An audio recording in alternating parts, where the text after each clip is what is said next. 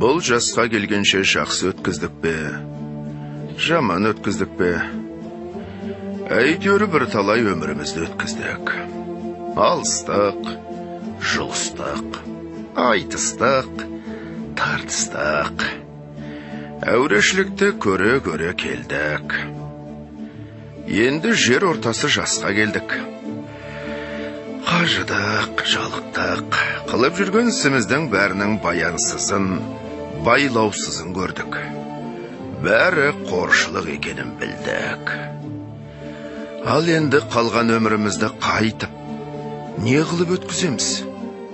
Соны таба алмай, өзім де қайранмын. Ел бағу?